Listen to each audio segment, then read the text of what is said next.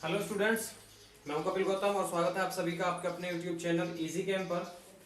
पिछली क्लासेस के अंदर जैसा कि आपको पता ही है, हमने एसिड और बेस का जो चैप्टर स्टार्ट कर रखा था उसका आज एक इम्पोर्टेंट पोर्शन हम कवर करने वाले हैं जिसका नाम है इंडिकेटर्स। इंडिकेटर्स के बारे में जितनी भी बेसिक सी चीजें होंगी और जितनी भी इंपॉर्टेंट चीजें होंगी सारी आपको बताई जाएंगी। तो अभी तक अगर आपने इस चैनल को सब्सक्राइब नहीं किया है तो चैनल को सब्सक्राइब करें, वीडियो को लाइक एंड शेयर जरूर करें। देखिए क्या पढ़ना है हमें इसके अंदर। इंडिकेटर्स, हमने एसिड और बेस के बारे में अभी कुछ पढ़ा है।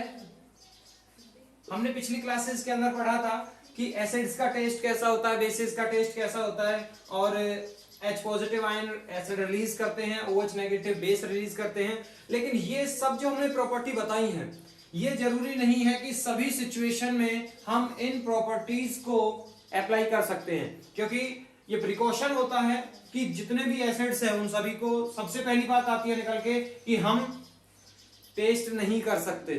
This is strictly recommended that you don't test any acid. आपको किसी भी एसिड को टेस्ट नहीं करना है। वो तो एक जनरल सी चीज आती है निकल के कि भाई एसिड्स का जो टेस्ट होता है वो श्योर होता है नेचर में। तो इंडिकेटर्स क्या होते हैं वास्तव में? इंडिकेटर्स होते हैं आपके ऐसे केमिकल सब्सटेंस, ऐसे केमिकल्स जो हमें ये बताते हैं कि कोई भी सब्सटेंस नेचर में एसिडिक है या बेसिक है।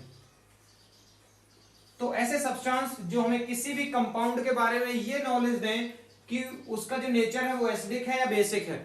अब वो ऐसा कैसे करते हैं? तो इसके लिए बहुत सारे तरीके हैं। कैसे कैसे तरीके हैं? या तो उनके अंदर आता है कलर का चेंज, या फिर आता है उनके अंदर स्मेल का चेंज। उनका या तो कलर चेंज होता है या फिर उनकी स्मेल चेंज होती है।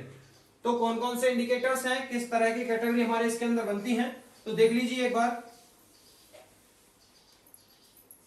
सबसे पहले आते हैं आपके इंडिकेटर्स की डेफिनेशन। इंडिकेटर्स होते क्या हैं?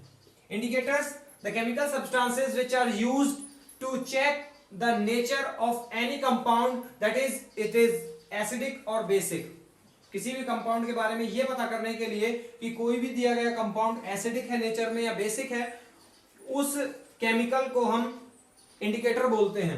इंडिकेटर होते कितनी तरह के हैं? इंडिकेटर होते हैं नॉर्मली दो तरह के। एक तो जो लेबोरेटरी के अंदर बनते हैं, सबसे पहले तो होते हैं आपके नेचुरल इंडिकेटर्स, और दूसरे होते हैं लेबोरेटरी वाले जो लेबोरेटरी के अंदर तैयार होते हैं। नेचुरल इंडिकेटर्स कौन से होते हैं? जैसे आपका हो गया लिटमस।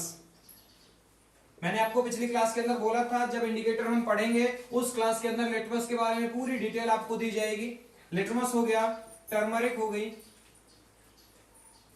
इसके अलावा आपका रेड कैबेज हो गई। ये आपके नेचुरल इंडिकेटर होते हैं जो नेचुरल सोर्सेज से जो ऑब्टेन किए जाते हैं उन्हें नेचुरल इंडिकेटर्स बोला जाता है। जो लेबोरेटरी के अंदर तैयार होते हैं उन्हें लेबोरेटरी प्रिपेयर्ड या फिर लेबोरेटरी इंडिकेटर्स बोला जाता है, मैन मेड इंडिकेटर्स बोल सकते हैं। इसका एग्जांपल ये होते हैं आपके methyl orange and another one is phenolphthalein.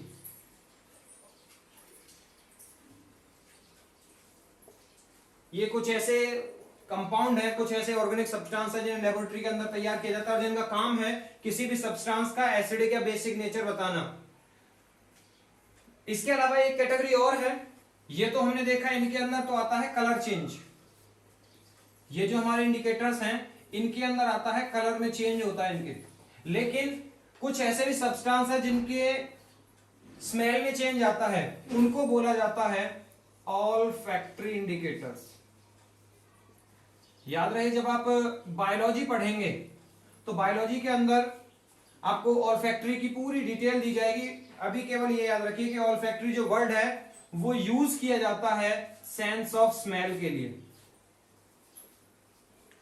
Smell की सेंस के लिए ऑल्फैक्टरी वर्ड यूज किया जाता है।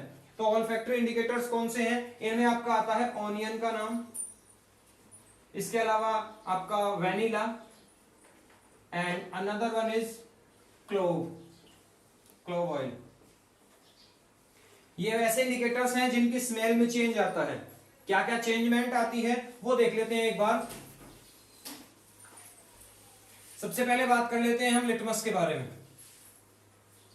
लिटमस क्या होता है? लिटमस एक तरह का ऐसा कंपाउंड है, नेचुरल कंपाउंड, जिसे लीचन के प्लांट से ऑब्टेन किया जाता है। लीचन का प्लांट होता है, उससे इसे ऑब्टेन किया जाता है, जिसका ओरिजिनल जो कलर होता है वो होता है पर्पल।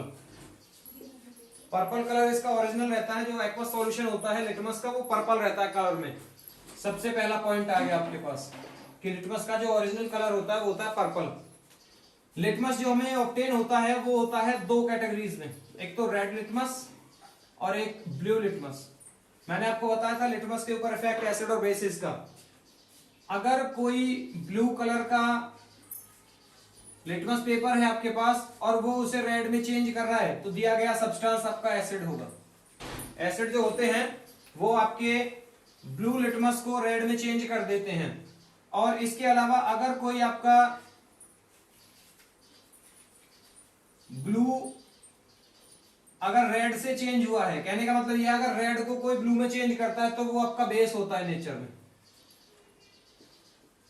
तो एसिड का काम क्या रहता है? एसिड ब्लू को रेड में चेंज करता है और रेड से ब्लू में चेंज करने का काम होता है आपका बेस का।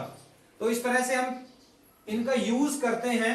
किसके लिए इनका यूज किया जाता है? किसी भी नेचर के, किसी भी कंपाउंड के एसिडिक या बेसिक नेचर को पता करने के लिए। हम क्या करें, अगर हमारे पास एक ब्लू स्ट्रिप है, लिटमस पेपर की ब्लू स्ट्रिप है, उसको अगर हम तीनों सॉल्यूशन के अंदर, तीन सॉल्यूशन कौन से हमारे, एक सॉल्यूशन है जो कि एसिडिक है लेकिन हमें नहीं पता, दूसरा बेसिक है and third one is neutral. तीनों के अंदर अगर डिप कराएं तो ब्लू कलर जिसमें चेंज होगा तो वो रेड में चेंज होगा। रेड में जिसके अंदर चेंज होगा वो सब्सटेंस एसिडिक होगा, बाकी के अंदर कोई भी चेंजमेंट नहीं आएगी। ठीक है, तो ये हो गए आपके, पहला इंडिकेटर हो गया आपका लिटमस। दूसरा इंडिकेटर है turmeric.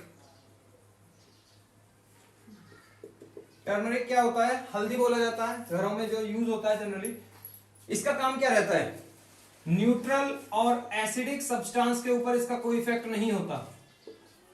Neutral and acidic substance के ऊपर कोई इफेक्ट नहीं होता, लेकिन बेसिक अगर कोई सब्सटेंस है तो उस केस में इसका कलर चेंज हो जाता है, reddish brown. Reddish brown colour में ये चेंज हो जाता है। आपने क्या देखा कि अगर हम व्हाइट ड्रेस है मान के चलिए हमारे पास, उसके ऊपर हम किसी जैसे फूड आइटम जो होते हैं जब उन्हें खाते हैं, मान के चलिए करी सब्जी कोई भी हम खा रहे हैं जिसके अंदर हल्दी यूज हुई थी, अगर उसका कोई छोटा सा टुकड़ा या थोड़ी सी वो जो सब्जी थी वो हमारे कपड़ों के ऊपर थोड़ी सी बिखर जाती है, तो उस सिचुएशन में उसका जो टर्मरिक का जो कलर है वो उसके ऊपर हम देख सकते हैं, आसानी से सीन हो जाता है। उसका जो येलोइश कलर है, उसका जो ओरिजिनल कलर होता है येलो होता है, वो येलो कलर आप आसानी से देख सकते हैं। लेकिन जैसे ही उसके ऊपर साबुन सोप अप्लाई किया जाता है उसका कलर चेंज हो जाता है रेडिश ब्राउन में। क्यों? क्योंकि सोप जो था हमारा वो था नेचर में बेसिक। तो टर्मरिक न्यूट्रल और एसिडिक के ऊपर कोई भी इफेक्ट नहीं दिखाती, जबकि सोप के ऊपर, क्योंकि सोप बेसिक था नेचर में, तो बेसिक जब भी होगी तो उसका जो कलर है वो रेडिश ब्राउन हो जाता है। अगला क्या है? अगला है आपका रेड कैबेज।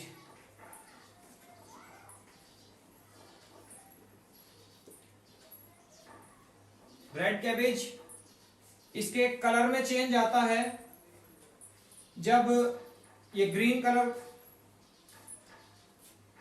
का हो जाता है बेस के केस में, और येलोइश कलर का हो जाता है आपका एसिड के केस में।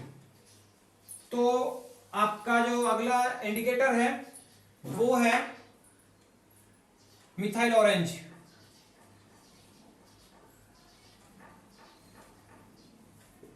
मिथाइल ऑरेंज, मिथाइल ऑरेंज के अंदर इसका कलर जो है वो लिखा हुआ है, ऑरेंज कलर का होता है ये नेचर में।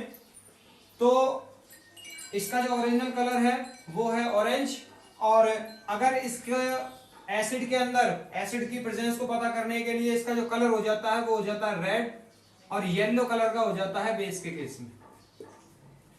तो ये इनका कलर चेंज था। फिनोफ्थलीन है, वैसे कलरलेस सॉल्यूशन है, न्यूट्रल सॉल्यूशन हो या फिर एसिडिक सॉल्यूशन हो, उस सिचुएशन में कोई भी कलर इसके अंदर दिखाई नहीं देता, लेकिन बेस के केस में ये हो जाता है पिंक कलर का। बेसिक जब भी होगा सॉल्यूशन तो ये पिंक कलर, इसका फेनोल्फथालीन का जो कलर है वो चेंज हो जाता है। आगे बात करते हैं हमारे जो इंडिकेटर्स हैं, ऑल्फैक्टरी इंडिकेटर्स।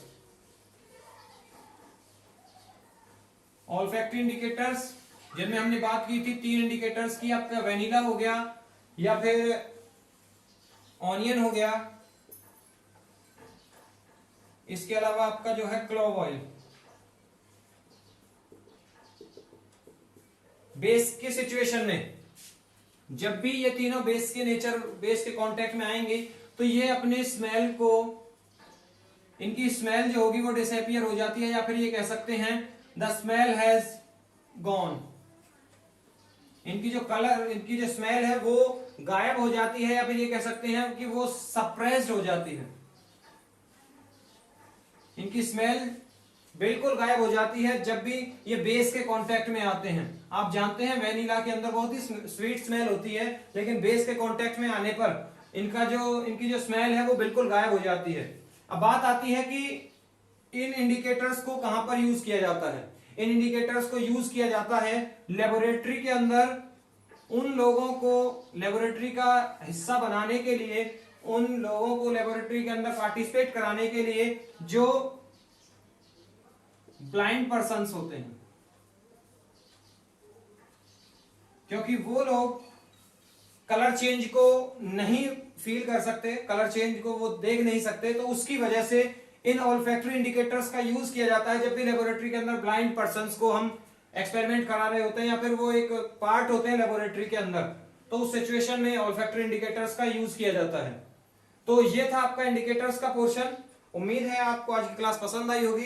किसी को कोई भी अगर डाउट है तो वो अपना डाउट कमेंट बॉक्स के अंदर छोड़ सकता है। तब तक के लिए stay home, stay safe, thank you.